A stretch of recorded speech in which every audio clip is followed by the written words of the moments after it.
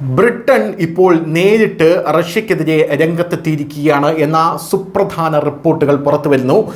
റഷ്യയെ നിരീക്ഷിക്കാൻ ബ്രിട്ടീഷ് നാവികസേന യുദ്ധക്കപ്പലുകൾ അഥവാ പടക്കപ്പലുകളും ഹെലികോപ്റ്ററുകളും വിന്യസിച്ചു കഴിഞ്ഞുവെന്നാണ് ഈ റിപ്പോർട്ട് സൂചിപ്പിക്കുന്നത്.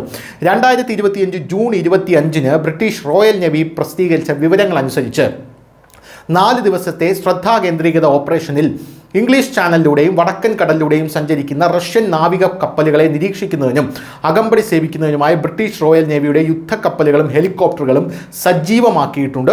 ടൈപ്പ് 45 ഡിസ്ട്രോയർ HMS ഡങ്കനും river class offshore patrol കപ്പലായിട്ടുള്ള HMS മേഴ്സിയും ചാനൽ വഴി കിഴക്കോട്ട് സഞ്ചരിച്ച റഷ്യൻ നാവികസേനയുടെ സ്റ്റൈറഗുഷി ക്ലാസ് കോർവൈറ്റ് RFN ബോയ്ക്കിനെ നിഴലിൽ നിർത്തുന്നതിൽ പ്രധാന പങ്കുവഹിച്ചു എന്ന റിപ്പോർട്ടുകൾ പുറത്തുവന്നു.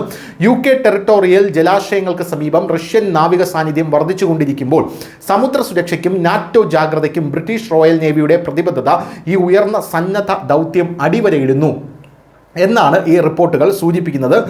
റഷ്യൻ ബാൾട്ടിക് കപ്പലിൽ നിയോഗിക്കപ്പെട്ടിട്ടുള്ള ഒരു റഷ്യൻ സ്റ്റൈറഗുഷി ക്ലാസ് കോർവൈറ്റ് ആണ് RFN ബോയ്ക്കി എന്ന് പറയുന്ന ഈ കപ്പൽ.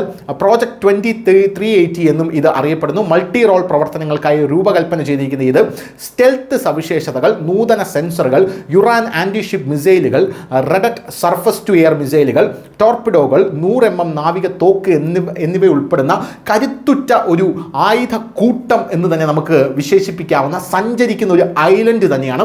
ഒരു രാജ്യത്തെ റഷ്യയ്ക്ക് ആക്രമിച്ച് കീഴ്പ്പെടുത്താൻ ഈ ഒരു കപ്പൽ ആ രാജ്യത്തിൻ്റെ തീരത്തടുത്താൽ മാത്രം മതി എന്നുള്ളതാണ് യഥാർത്ഥത്തിൽ പ്രതിരോധ വിദഗ്ധരുടെയൊക്കെ ഒരു നിരീക്ഷണമെന്ന് പറയുന്നത്. അത്രയ്ക്ക് ശക്തമായിട്ടുള്ളൊരു പടക്കപ്പൽ, ആ പടക്കപ്പലിനെ നേരിടാനാണ് ഇപ്പോൾ ബ്രിട്ടൻ അവരുടെ പടക്കപ്പലും ഹെലികോപ്റ്ററുകളെയും വിന്യസിച്ചിരിക്കുന്നത്. News desk, news India Malayalam.